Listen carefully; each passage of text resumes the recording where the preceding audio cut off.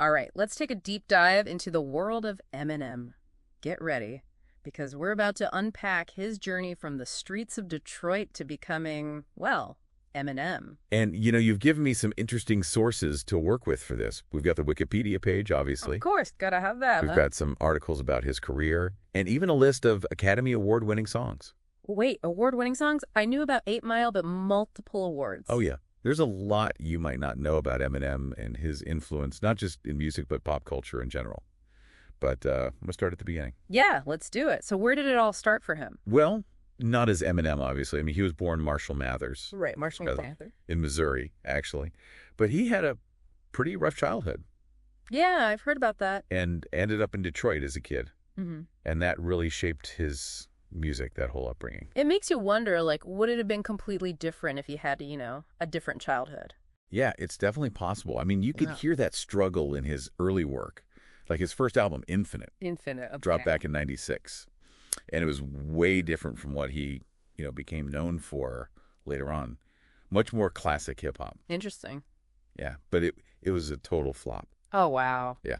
And that kind of pushed him to experiment, Right. find a new voice. Yeah. And that voice ended up being a lot more raw and aggressive. That's where Slim Shady was born. There you go. You got it. Now, hold on. We're talking alter ego here, right? Not like a whole different person. Exactly, yeah. Like an alter ego, it's like a different persona. Okay. And sometimes it can be really different from their actual personality. Right. Like for Eminem, Slim Shady was how he dealt with darker, more controversial stuff. So was that what led to his big break then? That's what got him noticed? Oh, yeah, definitely. The Slim Shady LP came out in 99, and it was totally different. From Infinite. From Infinite, yeah. It definitely grabbed people's attention right away. But it also sparked a lot of controversy. Tracks like 97, Bonnie and Clyde, Oh, yeah. Guilty Conscience, really pushing the boundaries. Wait, what was so controversial about them? Well, 97, Bonnie and Clyde is like told from the perspective of, someone getting rid of a body. Oh, wow. And then Guilty Conscience, Eminem's like, the devil on your shoulder, Uh-huh. urging them to do bad stuff. It was pretty shocking back then. And that's what really put him on the map, huh? It definitely played a part, for better or for worse. That controversy became part of his brand. It makes sense. Attracted as much attention as his actual talent, And it's on that same album where his, big-time collaboration with Dr. Dre kicked off. Oh, yeah, I've heard about that. What was so special about them working together? Well, Dr. Dre saw something in him, right? Yeah. Signed him to his label, Aftermath. Aftermath Entertainment. That was huge for Eminem. Yeah. I mean, they just clicked musically. And Dr. Dre really helped him, refine his sound, reach a wider audience. So it's safe to say that he had a big impact on his career. Oh, without a doubt, yeah. And that partnership really took off with albums like the Marshall Mathers LP in 2000 and the Eminem Show just a couple years later. Massive hits. Huge. Breaking sales records, Grammy noms, the whole thing. Yeah. And I mean, those albums had some of his most iconic songs, right? What were some of the big ones? Oh, man, so many. You got the real Slim Shady, The Way I Am. Oh, yeah. And, of course, Stan. Yeah. That one became a whole cultural phenomenon. Stan. Okay, I've heard the name, but I'm not sure I remember the song itself. Oh, so it sampled Dito's Thank You. Okay. And it told this story of, an obsessed fan named Stan. Right. Who writes these, increasingly disturbing letters to Eminem. It ended up becoming, a word. Oh, wow. To describe superfans, Critics loved it, sparked conversations about, fandom and mental health. I gotta check that out. Yeah, you should. So by this point, he's working with big names, hit after hit. It sounds like he was unstoppable. On a roll, for sure. He even appeared on Jay-Z's album, The Blueprint, Oh, why? 2001, on a track called Renegade. Showed everyone he could hold his own with, the best of the best. Yeah. But just as things were getting really big, he hit a wall. The early 2000s were tough. Prescription drug addiction, had to take a break from music. Wow. I didn't know that. Yeah, tough time. Yeah. And it influenced his music later on. But we can talk about that more in a bit. I mean, what's important is that he came back strong Okay. in 2009 with Relapse. All right, so we'll pick things up in part 2 with that comeback album, Relapse, Yeah. and go even deeper into his career. Absolutely. There's still a lot to uncover. Lots to uncover. So be sure to join us for part 2 as we dig even deeper into this fascinating and complex journey of Eminem. So, we left off talking about Relapse Yeah, his comeback album. and how it would, directly dealt with all his struggles and addiction. Right, which must have been kind of risky, right? It was, yeah. But Yeah. it worked. Okay. I mean, it marked his return to music, and then, a year later, Yeah. recovery. Best-selling album worldwide. Wow, worldwide. That's incredible. Why do you think that one, Recovery, resonated with so many people? Well, I mean, it was super raw and honest. Yeah. He's exploring all these themes of addiction, Right. recovery, self-doubt. I think a lot of people connected with that vulnerability, Yeah. that message of hope. It's like a reflection of their own struggles or people they know. It's like he tapped into something universal with that one. Yeah, for sure. And that success continued, albums like the Marshall Mathers LP2, Revival, Kamikaze, Music to be Murdered By, all showing his, evolving style and just how good he was lyrically. You mentioned earlier an Oscar-winning song. Oh, yeah. How does a rapper even end up winning an Academy Award? Well, in 2002, he starred in a movie, 8 Mile. Right, 8 Mile. Semi-autobiographical, struggling rapper in Detroit. Kind of like playing himself. Basically, yeah. That's pretty cool. Yeah. And that Oscar-winning song was from the movie. From the movie. Yep, Lose Yourself. Oh, wow. It became like an anthem for chasing your dreams, All right. overcoming obstacles. It resonated with everyone, way beyond hip-hop. And it made history. First rap song to win Best Original Song. Wow, I remember that song, yeah. It was huge. And on top of all this success with the music, he built a whole empire. Oh, yeah. He founded his own record label, Shady Records. Yeah, I've heard of that. Which helped launch, 50 Cent Oh, wow. Yellow Wolf. He's got his own Sirius XM channel, Shade 45. What? And even a Mom's Spaghetti restaurant. Wait, Mom's Spaghetti? Come Lose Yourself, yeah.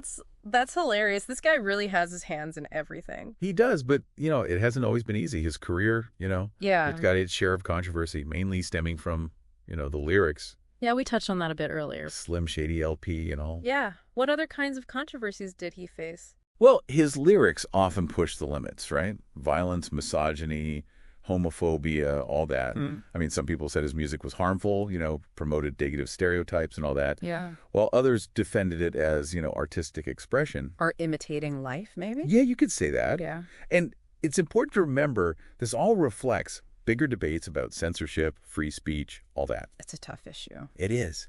But despite all that, you can't deny his impact, especially on hip-hop. Right. As a white rapper achieving mainstream success in a predominantly black genre, that was huge. I bet he faced some pushback, for sure. Oh, yeah. People questioning his authenticity, cultural appropriation, and all that. But over time, he earned that respect. Yeah. And became recognized as a true innovator in the genre. Yeah. That's going to be pretty remarkable, considering all those hurdles. It is. And his influence, it goes beyond just hip-hop, too. Like music legends, Bob Dylan, Elton John, have praised him, And so many artists across genres cite him as a major influence. Kendrick Lamar, Ed Sheeran, 50 Cent, Logic, all of them. And that recognition, that was solidified with his induction into the Rock and Roll Hall of Fame. Oh, yeah, in 2022. That was huge. Cemented his place in music history, recognized his global impact. So where does he stand today, then? I mean, it's been a long, complicated career. It has. But, he's still pushing creative boundaries, experimenting. His recent work, his latest album, The Death of Slim Shady, Coup de Grace, has gotten people talking. That title is pretty dramatic. It is. And the trailer hints at a farewell to Slim Shady. Really? Wow. But, is it a complete departure? Or is it just another evolution? Who knows? Didn't he also perform at the Super Bowl? Oh, yeah. Super Bowl, LVI, halftime show, legendary performance. Really? With who? Dr. Dre, Snoop Dogg. Wow, okay. Kendrick Lamar, Mary J. Blige, 50 Cent, Anderson .Paak. It was a whole celebration of hip-hop. That sounds epic. I wish I could have seen that. It was amazing. And, even as he's exploring all these new directions, he's still shaping hip-hop. He just signed a new artist, Esmil. Oh, wow. To Shady Records. So he's still mentoring, supporting new talent. It's amazing that after all this time, he's still so, I don't know, influential. It really is. And it speaks to his passion for music, his dedication. He's not just sitting back, he's pushing himself and the whole genre forward. So is this the end of Slim Shady then, or just another chapter? That's the question, right? Only time will tell. But one thing's for sure, His journey is far from over. And he's going to keep us all guessing. We've covered a lot, Yeah. from Detroit all the way to global superstardom. Yeah. His music, the controversies, the impact. How are you? It's amazing how he's challenged everything, sparked debates, inspired countless artists. He's one of the most fascinating and unpredictable figures in music history. It's safe to say his story isn't over yet. Oh, absolutely not. He's still writing it. And I have a feeling the best is yet to come. So what stands out to you the most about all of this? What do you want our listener to really remember about Eminem? I mean, it's what everyone wants to know, right? Yeah. Will we get a whole new persona? Or will be more like Marshall Mathers, Just him. Yeah, more personal, introspective. It's hard to say for sure. It really is. It could be like a complete, reinvention. Yeah. Or like stripping away all the layers to show something even more real. It feels like this album, The Death of Slim Shady, coup de grace. It's Yeah. like a big shift. Totally. Like closing a chapter and starting a new one. But what's that chapter going to be? That's what I want to know. I mean, he's Wow. kept us guessing for over 20 years. No reason to think he'll stop now. Right. He's always been ahead of the game, pushing boundaries, challenging everyone. This could be his most personal, revealing stuff yet. I'm really curious to see where the music goes, He's done so many different styles. He has. So many themes. And don't forget the technical stuff. I mean, Oh, his wordplay, his rhyme schemes, the flow, it's unmatched. No one does it like him. Yeah, it'll be interesting to see how he uses those skills in this new phase. He's a master storyteller, too. Oh, absolutely. Whether it's personal struggles or, these big narratives, he pulls you in. Yeah, he does. And I think that's going to be even more important as he moves away from Slim Shady. We might really get to see more of his life, his thoughts, how he's grown as an artist. Well, this deep dive has been a wild ride. It has. It's just like his career. Yeah, we went from, trouble in Detroit to global stardom. His music, controversies, the impact he's had. All of it. It's amazing how he's challenged everything, Sparked all these debates, inspired so many artists. He's truly one of the most fascinating and unpredictable people in music history. It's safe to say Eminem's story is far from over. Absolutely. He's still writing it. Yeah. And like I said, I think the best is still to come. So after all of this, what's your big takeaway? What's the one thing you want our listeners to really take away from this whole deep dive on Eminem? I think it's the power of authenticity. Love him or hate him, Eminem has always stayed true to himself. That's true. He's never compromised his vision or tried to please everyone. Right. And that's what makes him so compelling, so interesting. It's a good point. Never afraid to be vulnerable, to speak his mind, push boundaries, and that's something we can all learn from, I think. Exactly. Whether you're a huge fan or just starting to listen to him, there's something to learn from his journey. For sure. It's a story about resilience, about creativity, about constantly trying to express yourself. Well, this has been an incredible deep dive. I mean, we've uncovered so much about Eminem, the man, the myth, the legend. It's been a pleasure exploring his world with you. Same here. And to everyone listening, if you're intrigued, I encourage you to dig deeper on your own. Yeah, listen to his music, watch his interviews, form your own opinions. As you're exploring, ask yourself, what does the death of Slim Shady mean to you? What's next for Eminem? There are no right or wrong answers, It's all about possibility. It's that's what makes it so exciting.